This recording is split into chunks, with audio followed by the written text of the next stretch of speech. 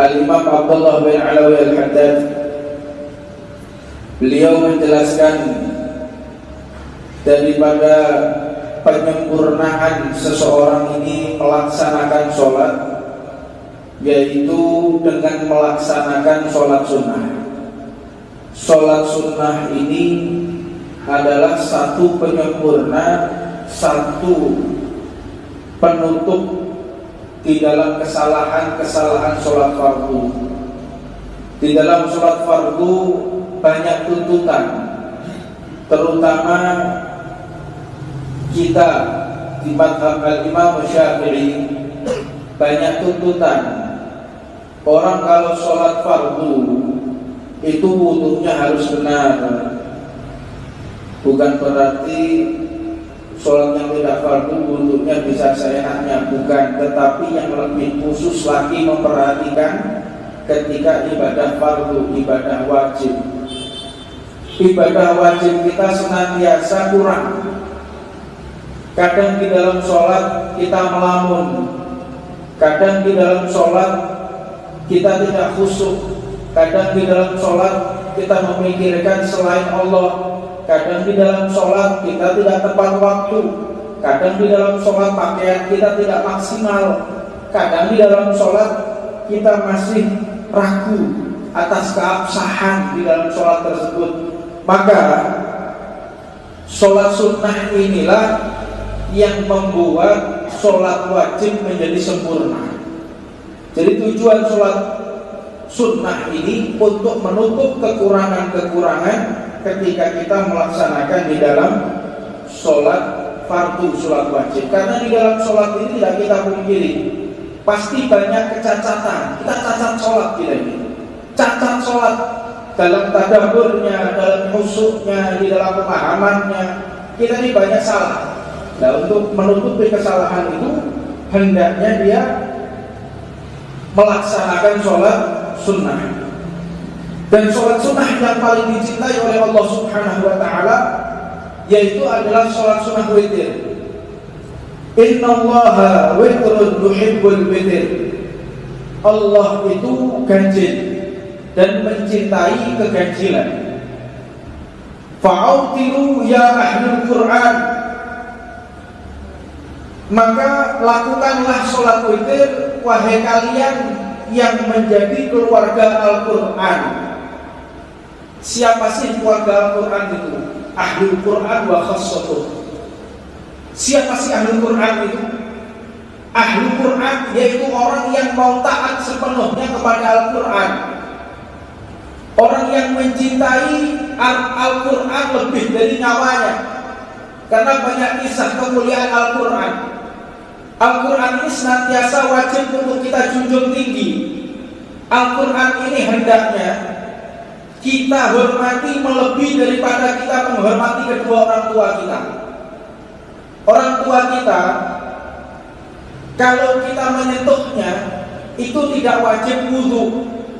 Tetapi tatkala menyentuh Al-Quran, la masuhu ila mutahharu, tidaklah seseorang ini boleh menyentuh Al-Quran kecuali dia sedang bersuci atau sudah bersuci.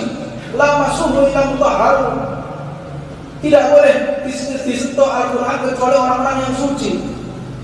Al-Quran ini memiliki satu keajaiban yang luar biasa.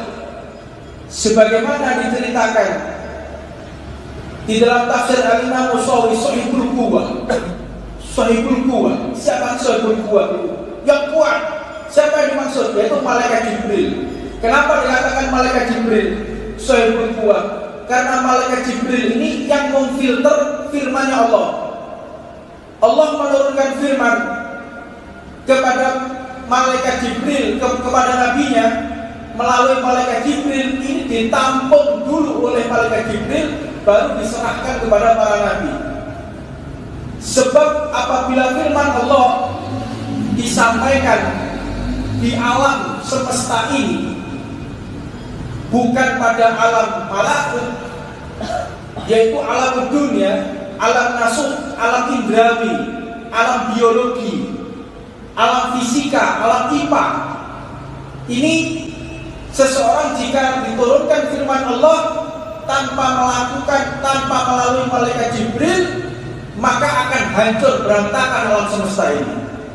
Satu huruf Allah turunkan Al-Quran tanpa malaikat Jibril, berantakan alam semesta ini. Tidak mampu untuk menampung firman Allah. Al-Quran firman Allah, satu keajaiban, satu mukjizat yang paling agung, satu keajaiban yang paling indah, satu ilmu yang paling tinggi, satu tuntunan yang paling sempurna. Ini adalah Al-Quran. Tidak sembarangan orang boleh menyentuhnya. Maka seseorang pernah, tatkala satu kisah, seseorang ini pernah lampunya mati di rumah. Lampunya mati, dia melihat Al-Quran ini jatuh, bingung. Lampu mati, Al-Quran jatuh, dia bingung. Dia juga dalam keadaan tidak bersuci, dia bingung, megang takut, bagaimana akhirnya ditaruh di atas kepalanya, langsung ditempatkan di atas kepalanya. Bingung dia, mau ditaruh mana lampu mati? Ditaruh kepalanya, dia pegang, nggak berani. Ditaruh kepalanya, jangan sampai jatuh sudah. Di atas kepalanya, dia diam, usut, nunggu lampu nyala. Beberapa jam Al-Quran di atas kepalanya, dengan dia jaga, dengan musuh, konsentrasi jangan sampai Al-Quran ini jatuh. Maka tidak lama kemudian lampu menyala. Subhanallah, Al-Quran yang ada di atas kepalanya masuk ke dalam kepalanya. Saat itu dia langsung hafal Al-Quran. Ini keajaiban Al-Quran. Seseorang jika benar-benar mengerti Al-Quran, maka dia tidak akan mengenal satu orang dengan yang lainnya. Di antaranya ketika Al-Habib Muhammad bin Ahmad Al-Mahdar memberikan surat kepada Al-Habib Muhammad bin Yusuf Al-Habsyi, di dalam akhir suratnya dikatakan Ahlul Quran wa khassatuh Muhammad bin Ahmad Al-Mahdar. Siapa ini? Ahlul Quran wa khassatuh. Maknanya bagaimana? Beliau ini yang selalu tertaut dengan Al-Quran. Diriwayatkan beliau ini sebanyak 7.000 halaman Al-Quran. Jadi menggali liang lahatnya. Kalau kita di Ampel Kubah, itu makamnya di Ampel Kubah. Beliau gali makamnya. Ketika digali makamnya, beliau setiap hari menghatamkan Al-Quran di liang lahatnya sampai 7.000 kali. Sampai 7.000 kali hataman Al-Quran. Al-Quran ini menjadi syafaat. Al-Quran ini menjadi mukjizat. Al-Quran ini menjadi karomah seseorang. Maka Al-Habib Muhammad bin Al-Mahdar, tatkala beliau terkena satu penyakit yang harus dioperasi, maka tempurung beliau harus dilepas, harus dibuka, harus dibelah untuk mengambil penyakit di atas kepalanya beliau, di dalam kepalanya beliau. Kejadian ini bukan fiktif. Kejadian ini bukan dongeng. Diukir jelas di Rumah Sakit Karangmenjangan Surabaya. Ini saksi ditulis diukir. Profesor Dr. Al-Habib Muhammad bin Ahmad Al-Mahdar dan Profesor Dr. Al-Habib Muhammad bin Rizal Al-Habsyi. Diceritakan tatkala beliau mau dibius. Beliau ini mau dibius. Ketika mau dibius, mengatakan tidak usah dibius. Kenapa Wahid engkau tidak menolak untuk dibius? Aku khawatir ketika aku dibius aku lupa kepada Allah Subhanahu wa ta'ala. Maka aku meminta engkau gergaji kepalaku. Ini harus digergaji, dilepas pemburunya dalam keadaan sadar. Bingung dokter, sudah lakukan saja. Jadi beliau membawa Al-Quran dan membawa tasbih, baca Quran dan membawa tasbih, berdikir, baca Quran sambil dibelah kepalanya dalam keadaan sadar. Sampai akhirnya dokter ini banyak yang masuk ke dalam Islam melihat di dalam karomah ini. Ini kemuliaan yang wajib seseorang pahami. bahwasanya menjunjung tinggi Al-Quran, membela Al-Quran itu adalah segala-galanya bagi umat Nabi Muhammad SAW. Maka kejadian kedua Al-Habib Muhammad bin Al-Habsyi, kalau beliau nggak pakai karomah, waktu itu terkena usus buntu.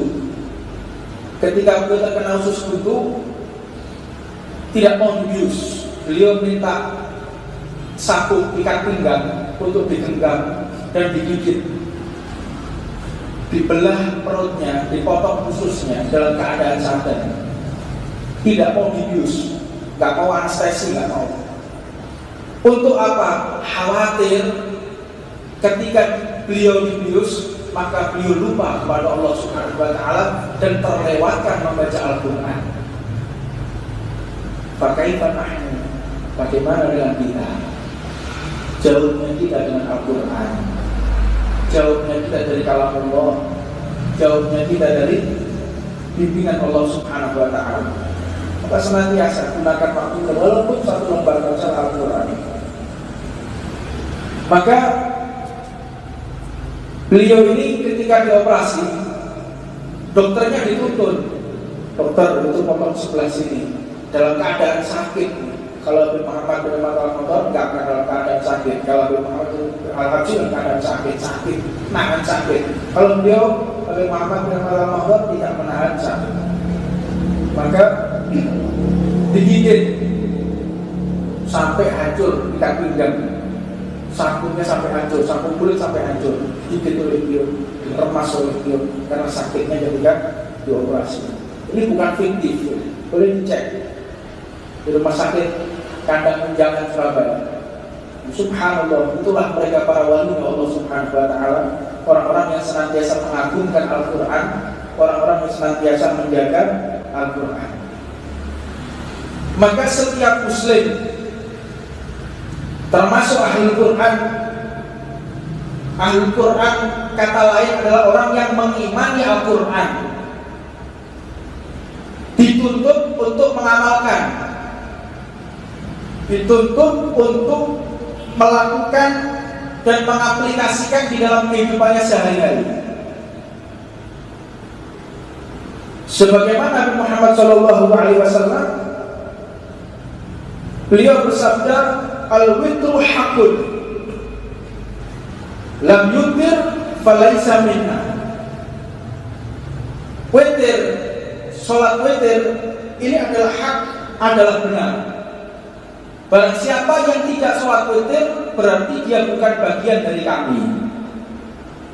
Jadi bagian dari kami di sini, wurudul hadis, di dalam latar belakang sebuah hadis, bukan yang dimaksud orang yang keluar dari Islam, bukan. Tetapi orang khususnya Allah. Orang khususnya Allah itu tidak pernah meninggalkan witir. Orang dekatnya Allah tidak pernah meninggalkan sholat witir.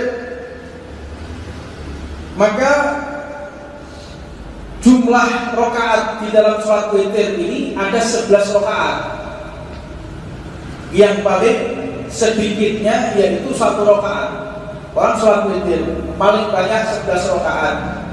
Orang sholat witir 20 rakaat. Ini bukan sunnah, tapi ada menjadi bid'ah, karena bukan perkara yang diajarkan oleh baginda Nabi. Paling banyaknya seseorang melaksanakan sholat witir 11 rakaat dan paling sedikitnya 1 rakaat. Maka di dalam sholat witir ini senantiasa wajib kita lakukan, wajib kita amalkan untuk menjaga nyawa kita jika terlepas dari jasad. Suatu saat, kapanpun, dimanapun, pasti dan pasti roh ini akan keluar dari jasad.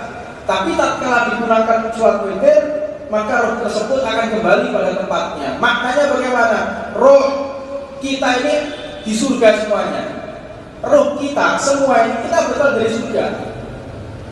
Kita semua berasal dari surga. Tidak ada di antara umat, tidak ada di antara manusia yang berasal dari neraka, tidak ada.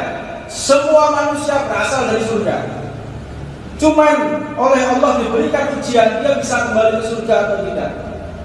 Nah, ini orang-orang yang bisa kembali ke surga, orang-orang yang taat atas perintah Allah Subhanahu wa taala. Termasuk untuk menjaga keimanan kita, menjaga kualitas sholat wajib kita, hendaknya seseorang itu juga melakukan sholat duha. Selain sholat witir, hendaknya seseorang itu juga sholat duha. Karena sholat duha ini satu perkara yang Allah berikan kepada khususnya umat Nabi Muhammad untuk melengkapi yang telah Allah tuntutkan. Allah ini menuntut hambanya setiap pagi itu harus sedekah, setiap pagi harus bertasbih, setiap pagi harus melakukan ketaatan, setiap pagi banyak tuntutan. Tuntutan itu bisa diwakili dengan 2 rakaat sholat duha. Dan yang paling baik di dalam menunaikan sholat duha ini hendaknya sekitar jam 9, jam 10, jam 9, jam 10 paling afdolnya seseorang sholat duha. La ilaha illallah. Kembali di dalam witir. Witir ini baginda Nabi Muhammad SAW benar-benar menyarankan, jadi jangan sampai kita meninggalkan di dalam sholat witir. Di dalam sholat duha, Rasulullah SAW bersabda, "Yusbihu ala kulli salam min ahadikum shadaqatun, wa kullu tasbihatin shadaqatun, wa kullu tahmidatin shadaqatun, wa kullu tahlilatin shadaqatun, wa kullu takbiratin shadaqatun, wa amrun bil ma'ruf wa nahy 'anil munkar shadaqatun, wa yujzi'u min dzalika rak'atani yarka'uhuma min ad-duha." Seseorang ini diwajibkan untuk bersedekah di pagi hari, dan tentunya sedekah itu bisa terwakili dengan seseorang membaca tasbih, itu sedekah. Membaca tahmid itu sedekah.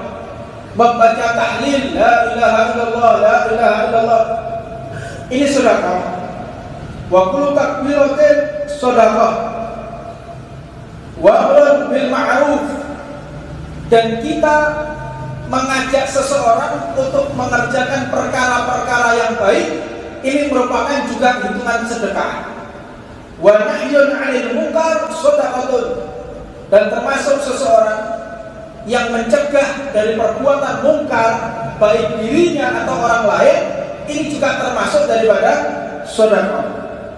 Wa yujzi'u min dzalika rak'atani, dan kesemua itu bisa diganti dengan 2 rakaat yaquhuma min ad-duha, yaitu dikerjakan pada waktu duha. 2 rakaat waktu duha ini bisa mengcover, bisa meliputi tuntutan-tuntutan Allah Subhanahu wa taala kepada segenap hambanya. Beliau Nabi Muhammad SAW pun bersabda, "Man hafadha ala saf'ati duha ghufirat lahu dhunubuhu walau kanat mithla zabadil bahr." Seseorang yang melaksanakan sholat duha, niscaya dosa-dosanya akan diampuni oleh Allah meskipun sebanyak butiran buih di lautan. Ini subhanallah, seseorang yang melaksanakan sholat duha, dia mendapatkan pengampunan dari Allah Subhanahu wa taala. Adapun sholat sunnah yang lain yang juga tidak kalah pentingnya, yaitu adalah sholat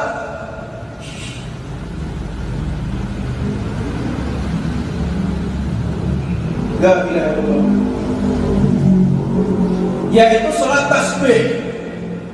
Sholat tasbih ini begitu penting bagi seseorang yang ingin menjaga imannya. Sebagaimana Nabi Muhammad SAW mengatakan, "Sholliha fi kulli yaumin." Salatlah kalian salat tasbih di setiap hari. Apabila tidak bisa, au fi kulli jum'atin, setiap Jumat, setiap seminggu sekali. Kalian nggak bisa tiap hari, satu minggu sekali. Au fi kulli syahrin, kalau nggak bisa seminggu sekali, satu bulan sekali. Au kulli sanatin, atau satu tahun sekali aja engkau melaksanakan sholat tasbih. Nggak bisa juga au fi umri maratan, jika tidak bisa lagi seumur hidupmu, gunakanlah sholat tasbih walaupun cuma sekali, cukup. Ini keagungan bagi seseorang yang melaksanakan sholat tasbih. Adapun dijelaskan di sini tata cara seseorang ketika melaksanakan sholat tasbih, yaitu caranya ada dua. Seseorang yang melaksanakan sholat tasbih caranya ada dua. Yang pertama yaitu takbir, Allahu Akbar, lalu membaca doa iftitah, Allahu Akbar kabira walhamdulillahi katsira, dan seterusnya. Setelah itu membaca subhanallah walhamdulillah wa la ilaha illallah wallahu akbar 15 kali. Setelah membaca 15 kali subhanallah walhamdulillah wa la ilaha illallah wallahu akbar, maka membaca surat Fatihah. Setelah membaca surat Fatihah, membaca surat pendek. Ini adalah sunnah surat pendeknya. Kemudian mengulangi bacaan subhanallah walhamdulillah wa la ilaha illallah wallahu akbar 10 kali. Sebelum baca Fatihah 15 kali. Cara pertama, membaca Fatihah sebelumnya membaca 15 kali subhanallah walhamdulillah wa la ilaha illallah wallahu akbar. Setelah itu baca surat pendek, baca lagi 10 kali. Setelah baca 10 kali, rukuk membaca 10 kali subhanallah walhamdulillah wa la ilaha illallah wallahu akbar. I'tidal membaca 10 kali. Sujud membaca 10 kali. Lalu ta'awud, duduk di antara dua sujud, julus baina sajdatain, duduk di antara dua sujud, membaca lagi. Ini di cara yang pertama. Kemudian sujud lagi, membaca lagi. Dihitung di dalam satu rakaat itu jumlahnya 75. Jika 75 berarti benar. Adapun ketika kita lupa, maka diganti di tempat yang lain, boleh. Al-Imam Ibnu Hajar mengatakan boleh. Jadi ketika iktidal lupa dia membaca subhanallah walhamdulillah wallahu akbar, diganti dengan berikutnya menjadi 20 kali, diganti di gerakan berikutnya. Dan adapun cara kedua, seseorang yang melaksanakan sholat tasbih sebagaimana hal yang pertama, takbir, hanya saja tidak membaca tasbih antara takbir dan bacaan surat Fatihah. Jadi setelah takbir membaca surat Fatihah. Tetapi setelah membaca surat Fatihah dan surat pendek, dia membaca subhanallah walhamdulillah wa la ilaha illallah wallahu akbar sebanyak 15 kali. Sebanyak 15 kali. Setelah itu rukuk membaca lagi 15 kali. Cara kedua, i'tidal membaca lagi 10 kali ketika rukuk, i'tidal 10 kali, sujud 10 kali, di antara dua sujud 10 kali, sujud lagi 10 kali. Ketika akan bangkit dari sholat, berhenti dulu, nggak langsung berdiri, duduk dulu, membaca 10 kali. Karena kalau kita langsung berdiri jumlahnya 65. Jadi duduk dulu 10 kali, maka genap 75, lalu berdiri membaca Fatihah dan begitu selanjutnya. Adapun seseorang yang membaca dan melaksanakan sholat tasbih, ini memang orang-orang pilihan Allah. Tidak mungkin Allah akan memperkenankan hambanya untuk menemuinya berlama-lama kecuali hamba tersebut dicintai oleh Allah. Sebagaimana ketika kita ditamui oleh seseorang, ada orang datang ke rumah kita, senangannya gawe cerita ghibah, sumpah kita datang ke rumah kita, ceritanya ngerasani wong, si fulan itu ngene, kabare ngene, jarine kok tukaran begini, bawa berita-berita tidak enak, orang bertamu ke rumah kita, sumpah. Orang kalau hatinya bersih itu senantiasa menolak gunjingan, menolak fitnahan, menolak gosip, menolak ghibah. Tapi kalau orang hatinya karatan, orang yang hatinya rusak, itu senantiasa dia senang dengan berita-berita ghibah. Rasani wong senang, memang hatinya rusak. Ini Allah Maha Suci, Allah yang mensucikan hambanya, maka tidak akan diperkenankan seorang hamba berlama-lama sholat kecuali hamba yang memang dicintai oleh Allah. Sebagaimana tamu di rumah kita dengan membawa makanan ke rumah kita, cerita yang indah, cerita Nabi Muhammad, cerita orang-orang soleh dengan senyuman, dengan kebahagiaan, kita tahan. Tapi kalau udah cerita masalah ghibah, cerita masalah kejelekan orang, menceritakan aib orang, kita sumpah dengarnya.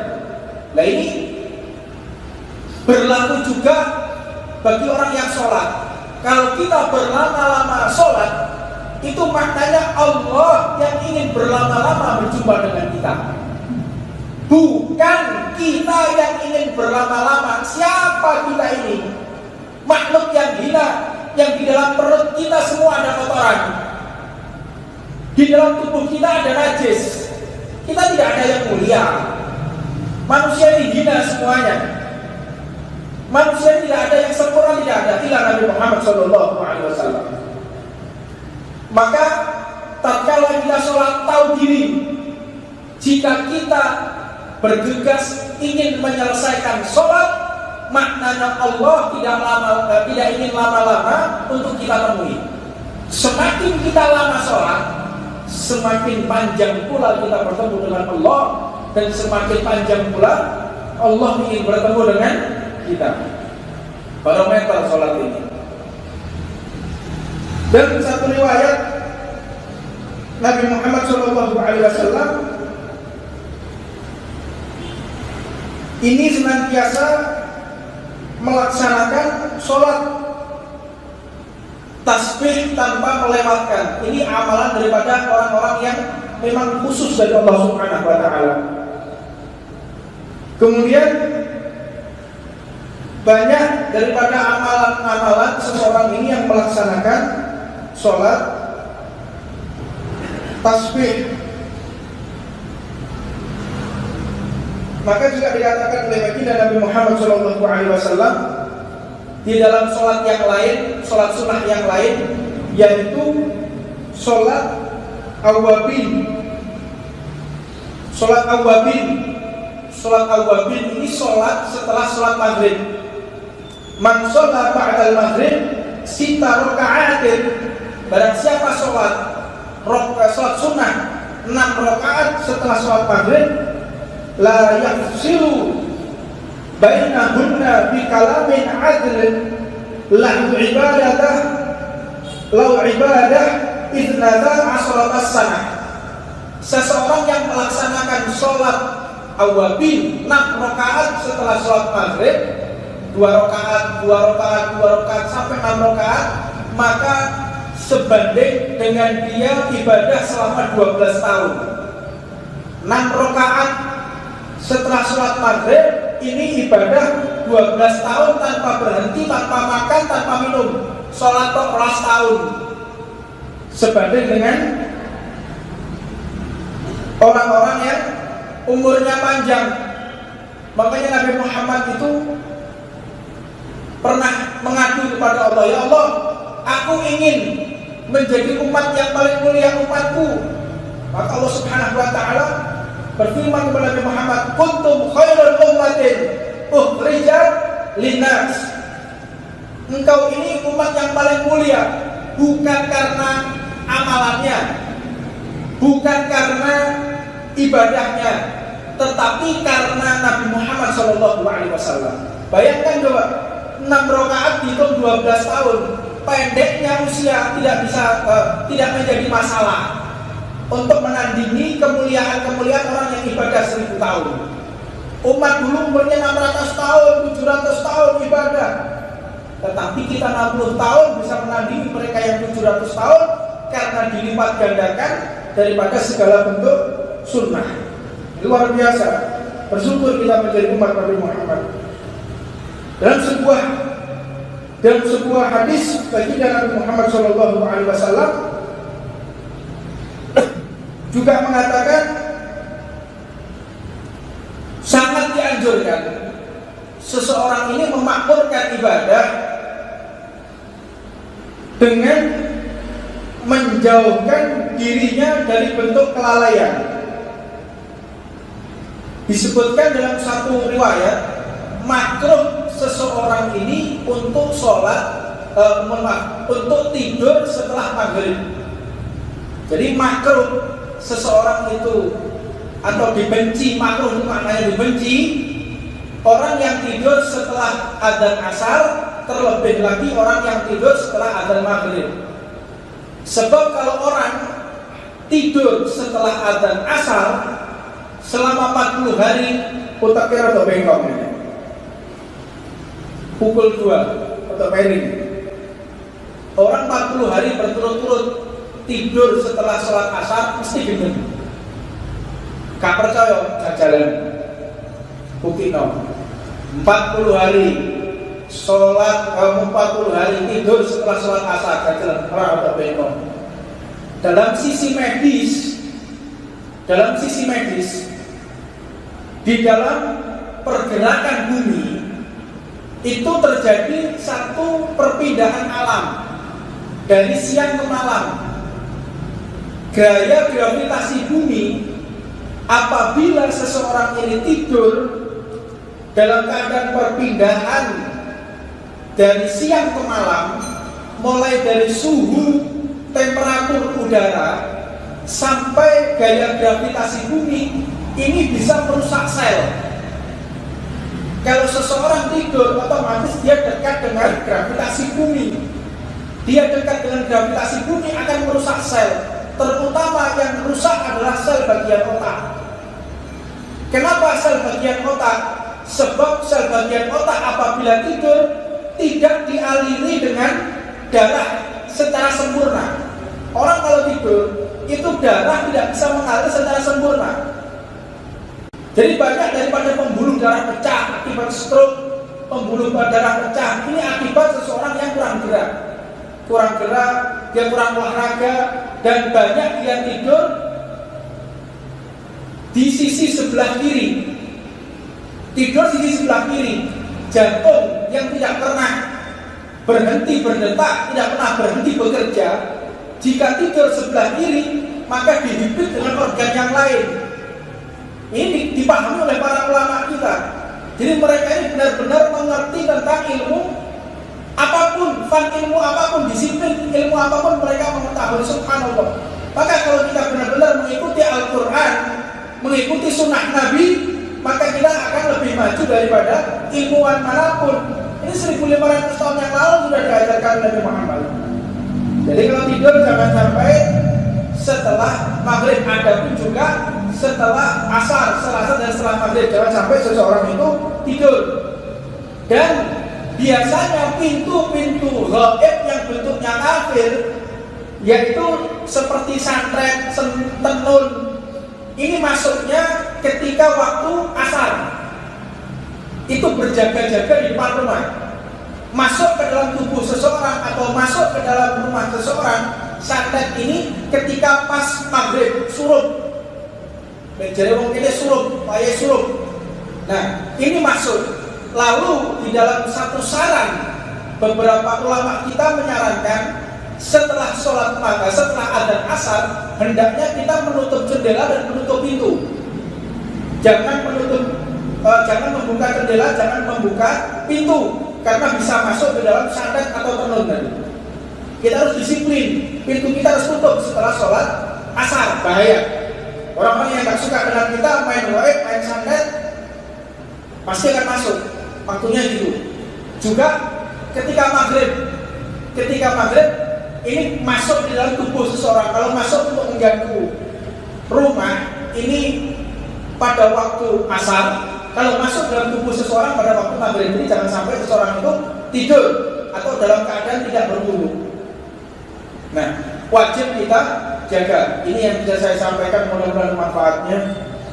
Karena waktu yang terbatas, sudah adzan Isya, mudah-mudahan ilmu ini diberkahi oleh Allah dan semakin kita dekat dengan Allah, dan dimaafkan segala kesalahan kita, dimaafkan segala kesalahan orang tua kita, dimaafkan segala kesalahan keluarga kita, anak cucu kita dimaafkan oleh Allah, dan ditinggikan kedudukannya oleh Allah Subhanahu wa taala. Rabbana atina fid dunya hasanah wa fil akhirati hasanah wa qina adzabannar. Wa 'ala man wa sayyidina wa sallallahu alaihi wa sallam. Al-Fatihah.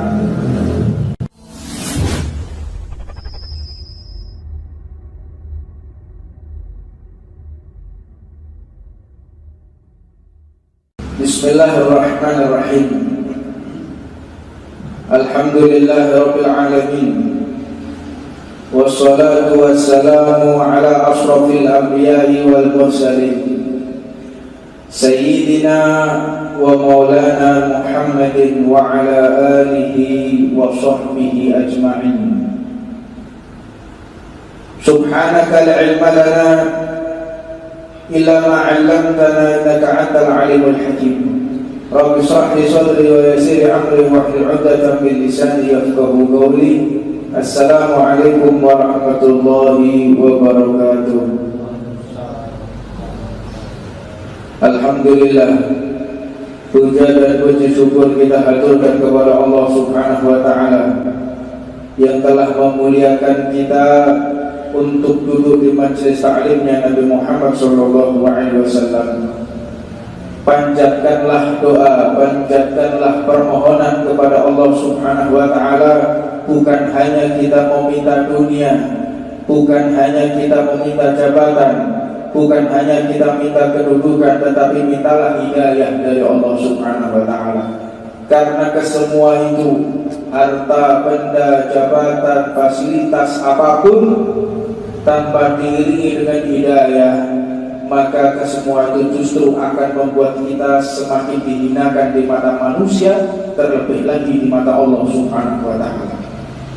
Maka berupayalah di dalam kehidupan ini senantiasa untuk mendekatkan diri kepada Allah Subhanahu wa taala, dan berupayalah untuk selalu menghibur hati baginda Nabi Muhammad sallallahu alaihi wasallam. Al-Imam Abdullah bin Alawi Al-Haddad, beliau menjelaskan daripada penyempurnaan seseorang ini melaksanakan sholat, yaitu dengan melaksanakan sholat sunnah. Sholat sunnah ini adalah satu penyempurna, satu penutup di dalam kesalahan-kesalahan sholat fardu. Di dalam sholat fardu banyak tuntutan, terutama kita di mazhab al-Imam Syafi'i banyak tuntutan. Orang kalau sholat fardu itu wudunya harus benar. Bukan berarti sholat yang tidak fardu wudunya bisa seenaknya, bukan. Tetapi yang lebih khusus lagi memperhatikan ketika ibadah fardu, ibadah wajib. Ibadah wajib kita senantiasa kurang. Kadang di dalam sholat kita melamun, kadang di dalam sholat kita tidak khusyuk, kadang di dalam sholat kita memikirkan selain Allah, kadang di dalam sholat kita tidak tepat waktu, kadang di dalam sholat pakaian kita tidak maksimal, kadang di dalam sholat kita masih ragu atas keabsahan di dalam sholat tersebut. Maka sholat sunnah inilah yang membuat sholat wajib menjadi sempurna. Jadi tujuan sholat sunnah ini untuk menutup kekurangan-kekurangan ketika kita melaksanakan di dalam sholat fardu, sholat wajib. Karena di dalam sholat ini tidak kita pungkiri, pasti banyak kecacatan. Kita cacat sholat kita ini, cacat sholat dalam tadabburnya, dalam khusyuknya, di dalam pemahamannya. Kita ini banyak salah. Nah, untuk menutupi kesalahan itu hendaknya dia melaksanakan sholat sunnah. Dan sholat sunnah yang paling dicintai oleh Allah Subhanahu wa ta'ala yaitu adalah sholat sunnah witir. Innallaha witrun yuhibbul witir. Allah itu ganjil dan mencintai keganjilan. Fa'autiru ya ahlul Qur'an, maka lakukanlah sholat witir wahai kalian yang menjadi keluarga Al-Quran. Siapa sih keluarga Al-Quran itu? Ahlul Quran wa khassatuh. Siapa sih Ahlul Quran itu? Ahlul Quran yaitu orang yang mau taat sepenuhnya kepada Al-Quran, orang yang mencintai Al-Quran lebih dari nyawanya. Karena banyak kisah kemuliaan Al-Quran. Al-Quran ini senantiasa wajib untuk kita junjung tinggi. Al-Quran ini hendaknya kita hormati melebihi daripada kita menghormati kedua orang tua kita. Orang tua kita, kalau kita menyentuhnya itu tidak wajib wudu. Tetapi tatkala menyentuh Al-Quran, la masuhu ila mutahharu, tidaklah seseorang ini boleh menyentuh Al-Quran kecuali dia sedang bersuci atau sudah bersuci. La masuhu ila mutahharu, tidak boleh disentuh Al-Quran kecuali orang-orang yang suci. Al-Quran ini memiliki satu keajaiban yang luar biasa. Sebagaimana diceritakan di dalam tafsir Al-Imam Musawi Sahihul Quwah. Sahihul Quwah. Siapa Sahihul Quwah itu? Yang kuat. Siapa yang dimaksud? Yaitu malaikat Jibril. Kenapa dikatakan malaikat Jibril Sahihul Quwah? Karena malaikat Jibril ini yang memfilter firman-Nya Allah. Allah menurunkan firman kepada malaikat Jibril, kepada nabinya melalui malaikat Jibril. Ini ditampung dulu oleh malaikat Jibril, baru diserahkan kepada para nabi. Sebab apabila firman Allah disampaikan di alam semesta ini, bukan pada alam malakut, yaitu alam dunia, alam nasuh, alam indrawi, alam biologi, alam fisika, alam IPA. Ini seseorang jika diturunkan firman Allah tanpa melalui malaikat Jibril, maka akan hancur berantakan alam semesta ini.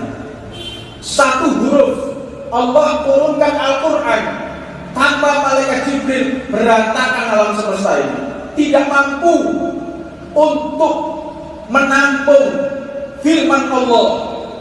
Al-Quran firman Allah, satu keajaiban, satu mukjizat yang paling agung, satu keajaiban yang paling indah, satu ilmu yang paling tinggi, satu tuntunan yang paling sempurna. Ini adalah Al-Quran. Tidak sembarangan orang boleh menyentuhnya. Maka seseorang pernah, tatkala satu kisah, seseorang ini pernah lampunya mati di rumah. Lampunya mati, dia melihat Al-Quran ini jatuh, bingung. Lampu mati, Al-Quran jatuh, dia bingung. Dia juga dalam keadaan tidak bersuci, dia bingung, megang takut, bagaimana akhirnya ditaruh di atas kepalanya, langsung ditempatkan di atas kepalanya. Bingung dia, mau ditaruh mana lampu mati. Ditaruh kepalanya, dia pegang nggak berani. Ditaruh kepalanya jangan sampai jatuh sudah. Di atas kepalanya dia diam, usut nunggu lampu nyala. Beberapa jam Al-Quran di atas kepalanya dengan dia jaga dengan musuh, konsentrasi jangan sampai Al-Quran ini jatuh. Maka tidak lama kemudian lampu menyala. Subhanallah, Al-Quran yang ada di atas kepalanya masuk ke dalam kepalanya. Saat itu dia langsung hafal Al-Quran. Ini keajaiban Al-Quran. Seseorang jika benar-benar mengerti Al-Quran, maka dia tidak akan mengenal satu orang dengan yang lainnya. Di antaranya ketika Al-Habib Muhammad bin Ahmad Al-Mahdar memberikan surat kepada Al-Habib Muhammad bin Yusuf Al-Habsyi, di dalam akhir suratnya dikatakan Ahlul Quran wa khassatuh Muhammad bin Ahmad Al-Mahdar. Siapa ini? Ahlul Quran wa khassatuh. Maknanya bagaimana? Beliau ini yang selalu tertaut dengan Al-Quran. Diriwayatkan beliau ini sebanyak 7.000 halaman Al-Quran. Jadi menggali liang lahatnya. Kalau kita di Ampel Kubah, itu makamnya di Ampel Kubah. Beliau gali makamnya. Ketika digali makamnya, beliau setiap hari menghatamkan Al-Quran di liang lahatnya sampai 7.000 kali. Sampai 7.000 kali hataman Al-Quran. Al-Quran ini menjadi syafaat. Al-Quran ini menjadi mukjizat. Al-Quran ini menjadi karomah seseorang. Maka Al-Habib Muhammad bin Al-Mahdar, tatkala beliau terkena satu penyakit yang harus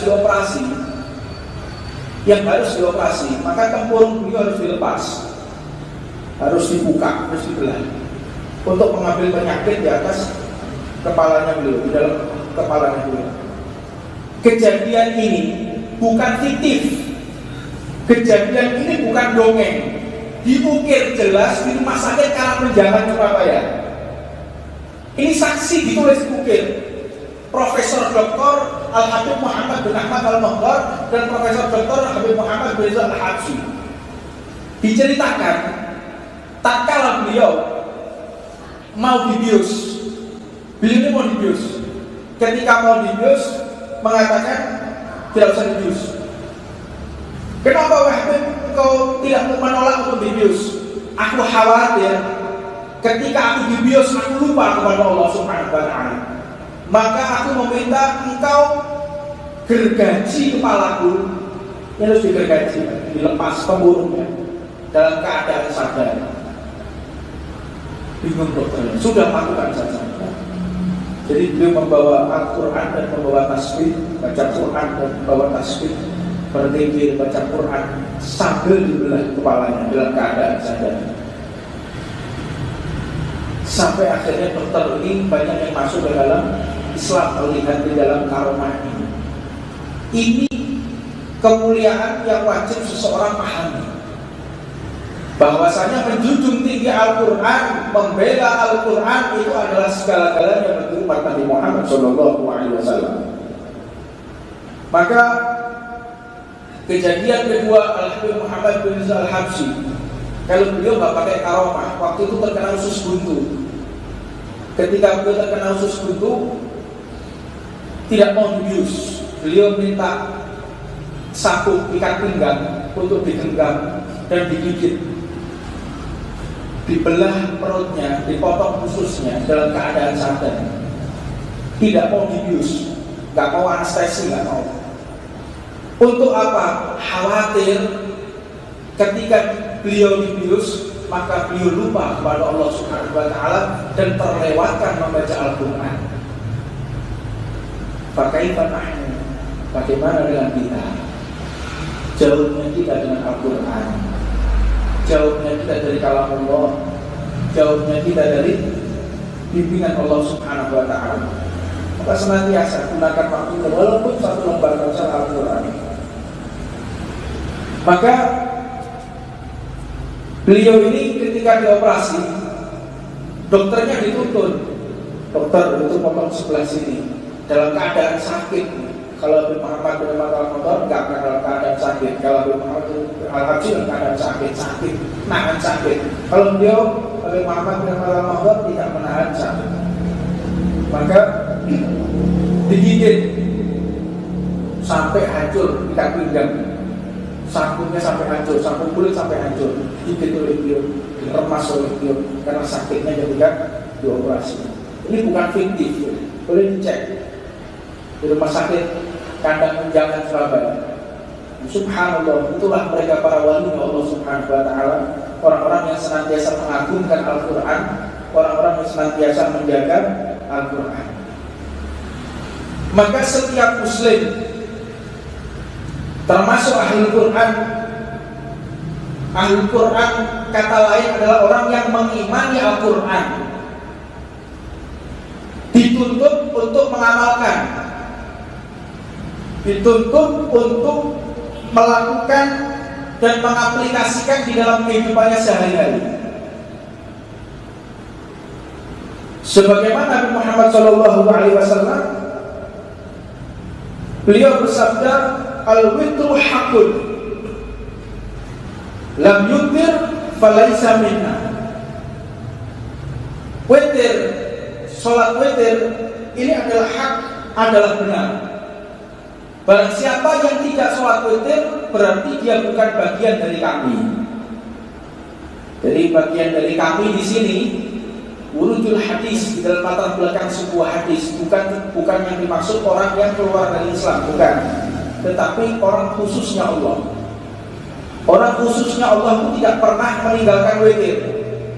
Orang dekatnya Allah tidak pernah meninggalkan sholat witir. Maka jumlah rakaat di dalam sholat witir ini ada 11 rakaat. Yang paling sedikitnya yaitu 1 rakaat. Orang sholat witir paling banyak 11 rakaat. Orang sholat witir 20 rakaat. Ini bukan sunnah, tapi ada menjadi bid'ah, karena bukan perkara yang diajarkan oleh baginda Nabi.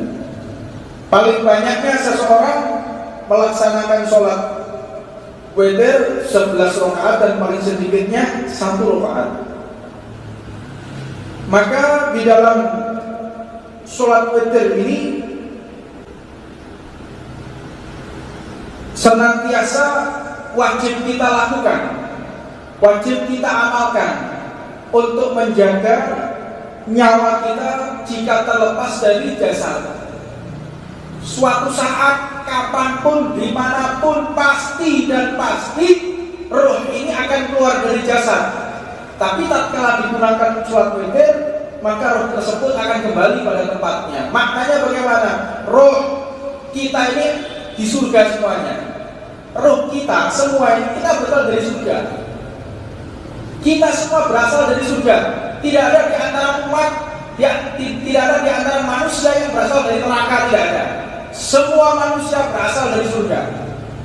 Cuman oleh Allah diberikan ujian, dia bisa kembali ke surga atau tidak. Nah, ini orang-orang yang bisa kembali ke surga, orang-orang yang taat atas perintah Allah Subhanahu wa taala.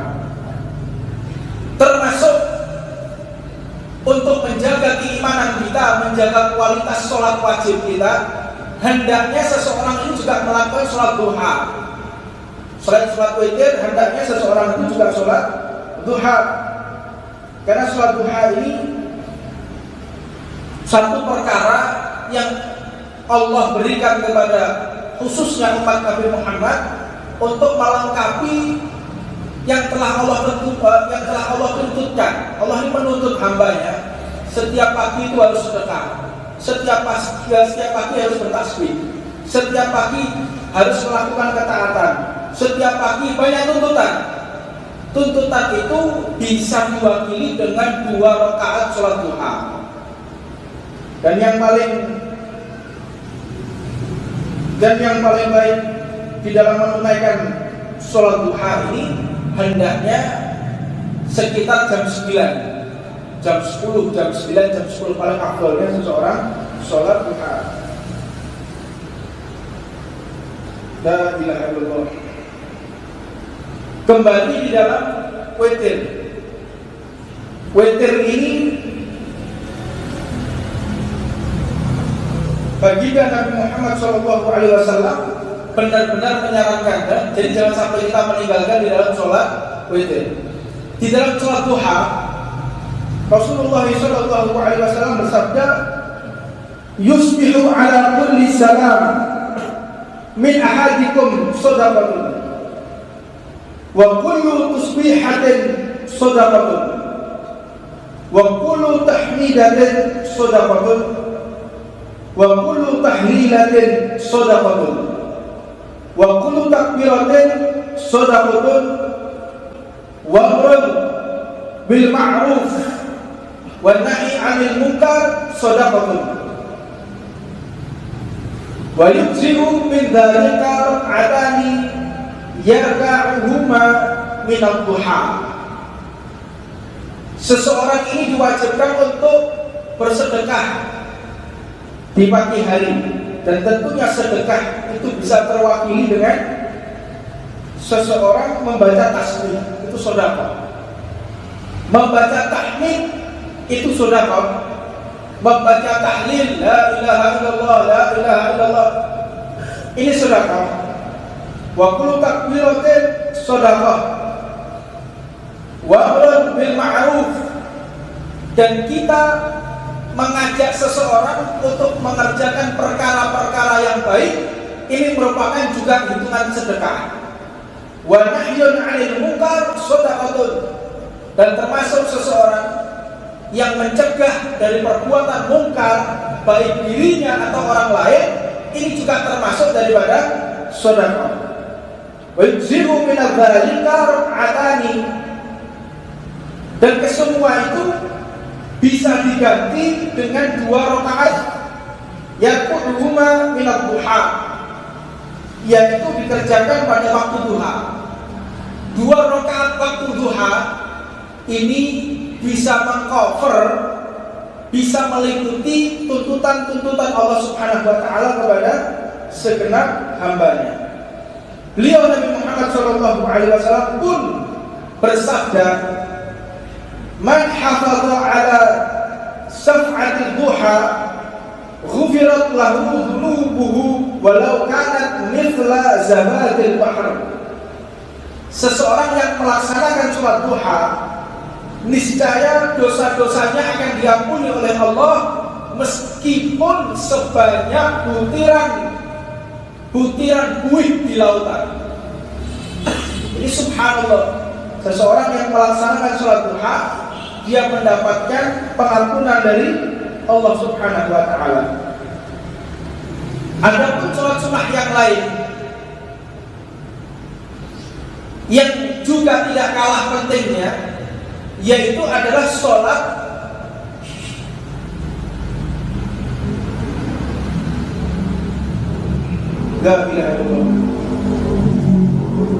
yaitu sholat tasbih. Sholat tasbih ini begitu penting bagi seseorang yang ingin menjaga imannya. Sebagaimana Nabi Muhammad SAW mengatakan, "Sholliha fi kulli yaumin." Sholatlah kalian sholat tasbih di setiap hari. Apabila tidak bisa, au fi kulli jum'atin, setiap Jumat, setiap seminggu sekali.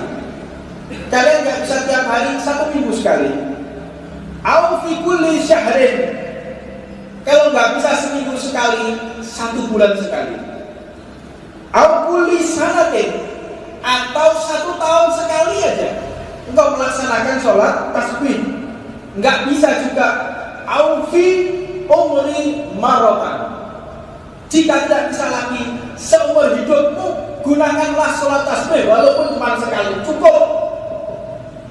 Ini keagungan bagi seseorang yang melaksanakan sholat tasbih. Adapun dijelaskan di sini tata cara seseorang ketika melaksanakan sholat tasbih, yaitu caranya ada 2. Seseorang yang melaksanakan sholat tasbih caranya ada 2. Yang pertama yaitu takbir, Allahu Akbar. lalu membaca doa iftitah, Allahu akbar kabira walhamdulillahi katsira dan seterusnya. Setelah itu membaca subhanallah walhamdulillah wa la ilaha illallah wallahu akbar 15 kali. Setelah membaca 15 kali subhanallah walhamdulillah wa la ilaha illallah wallahu akbar, maka membaca surat Fatihah. Setelah membaca surat Fatihah, membaca surat pendek. Ini adalah sunnah surat pendeknya. Kemudian mengulangi bacaan subhanallah walhamdulillah wa la ilaha illallah wallahu akbar 10 kali. Sebelum baca Fatihah 15 kali. Ini cara pertama. Membaca Fatihah sebelumnya membaca 15 kali. Subhanallah walhamdulillah wa la ilaha illallah wallahu akbar. Setelah itu baca surat pendek, baca lagi 10 kali. Setelah baca 10 kali, rukuk membaca 10 kali. Subhanallah walhamdulillah wa la ilaha illallah wallahu akbar. I'tidal membaca 10 kali. Sujud membaca 10 kali. Lalu ta'awud, duduk di antara dua sujud, julus baina sajdatain, duduk di antara dua sujud, membaca lagi. Ini di cara yang pertama. Kemudian sujud lagi, membaca lagi. Dihitung di dalam satu rakaat itu jumlahnya 75. Jika 75 berarti benar. Adapun ketika kita lupa, maka diganti di tempat yang lain, boleh. Al-Imam Ibnu Hajar mengatakan boleh. Jadi ketika iktidal lupa tidak membaca subhanallah walhamdulillah wallahu akbar, diganti dengan berikutnya menjadi 20 kali, diganti di gerakan berikutnya. Dan adapun cara kedua, seseorang yang melaksanakan sholat tasbih sebagaimana hal yang pertama, takbir, hanya saja tidak membaca tasbih antara takbir dan bacaan surat Fatihah. Jadi setelah takbir membaca surat Fatihah. Tetapi setelah membaca surat Fatihah dan surat pendek, dia membaca subhanallah walhamdulillah wa la ilaha illallah wallahu akbar sebanyak 15 kali. Sebanyak 15 kali.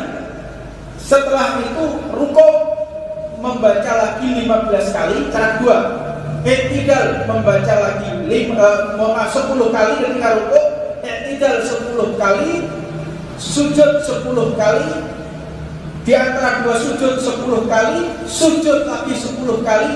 Ketika akan bangkit dari sholat, berhenti dulu, nggak langsung berdiri, duduk dulu, membaca 10 kali. Karena kalau kita langsung berdiri jumlahnya 65. Jadi duduk dulu 10 kali, maka genap 75, lalu berdiri membaca Fatihah, dan begitu selanjutnya. Adapun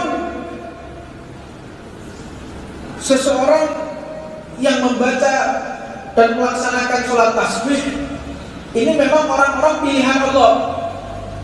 Tidak mungkin Allah akan memperkenankan hambanya untuk menemuinya berlama-lama kecuali hamba tersebut dicintai oleh Allah.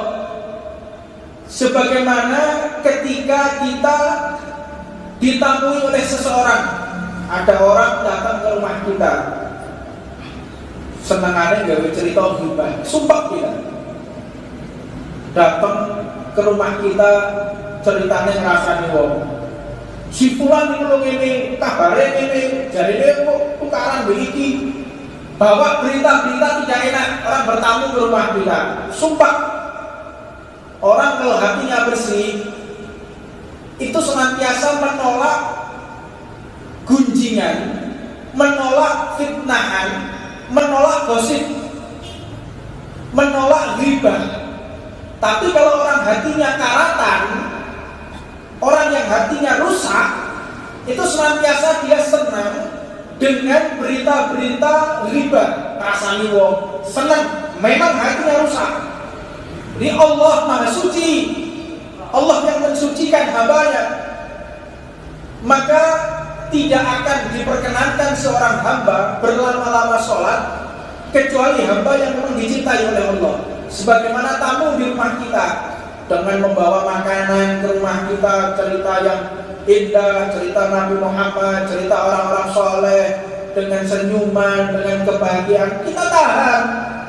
Tapi kalau udah cerita masalah riba, cerita masalah kejelekan orang, menceritakan aib orang, kita sumpah dengarnya.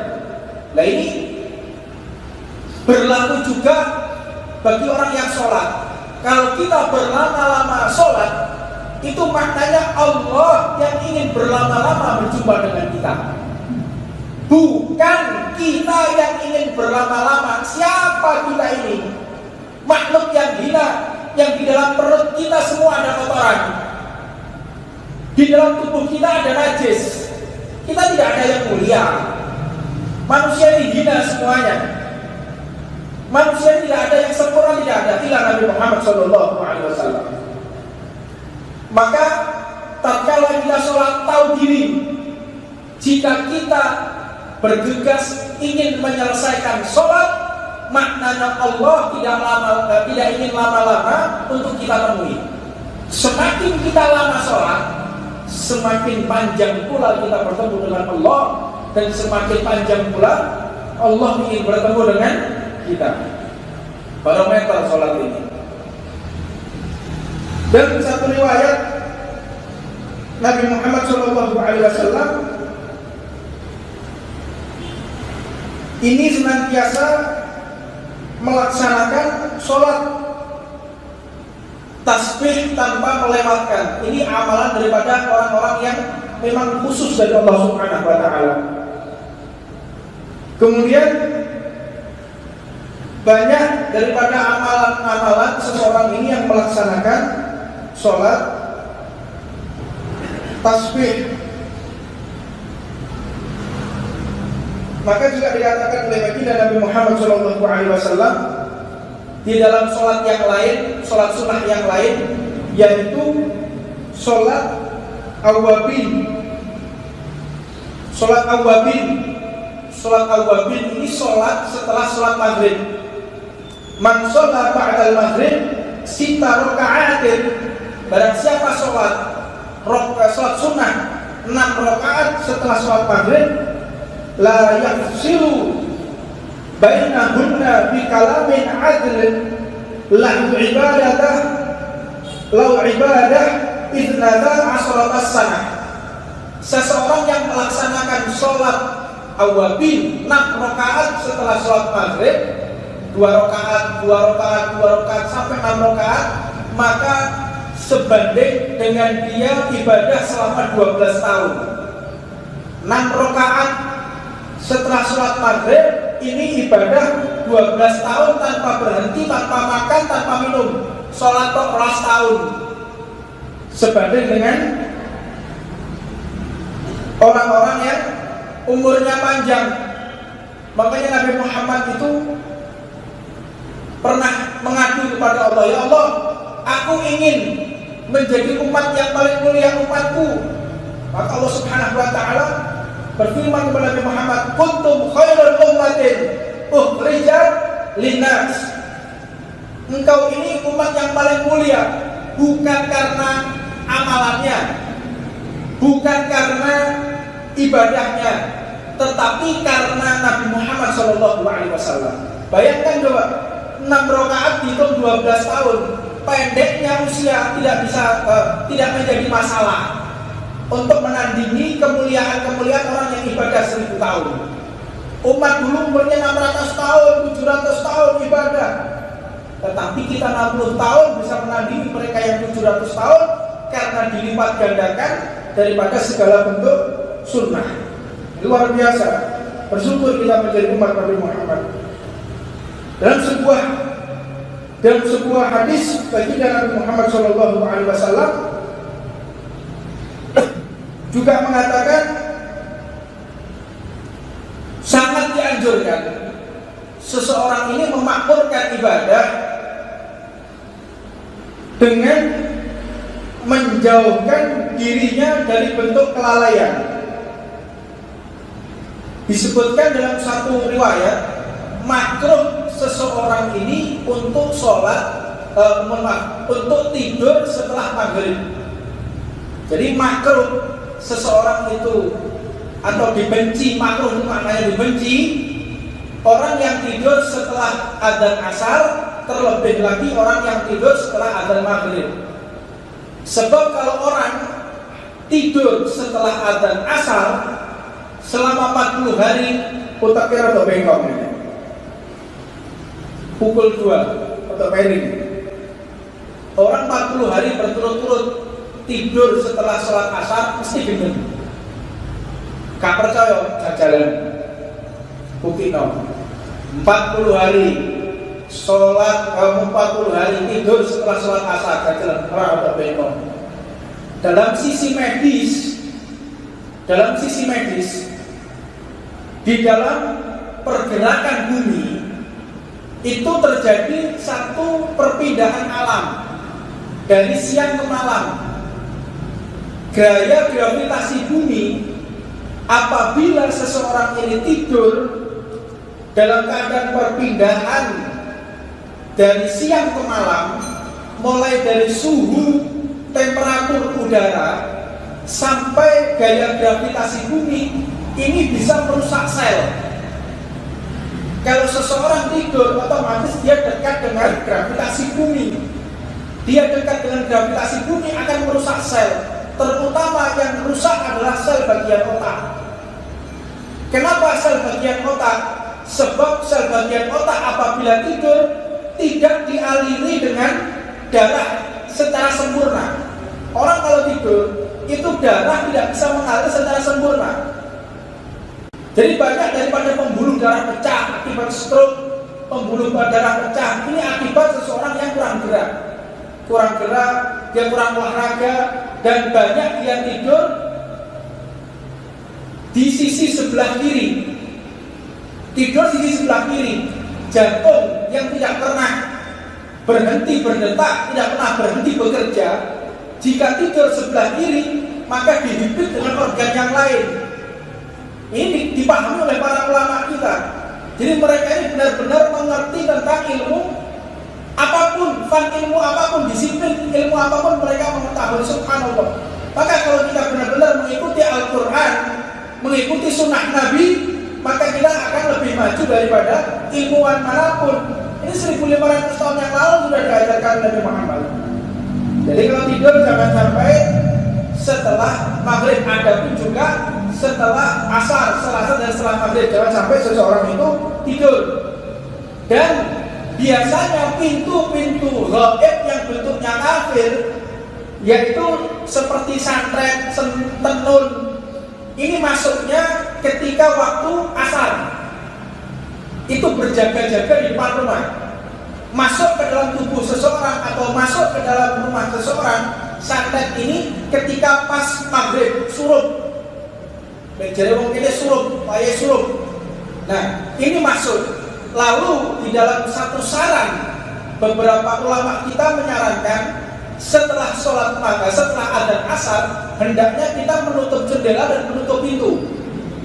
Jangan membuka jendela, jangan membuka pintu, karena bisa masuk ke dalam santet atau tenun tadi. Kita harus disiplin, pintu kita harus tutup setelah sholat asar, bahaya. Orang-orang yang gak suka dengan kita main gaib, main santet, pasti akan masuk. Waktunya gitu.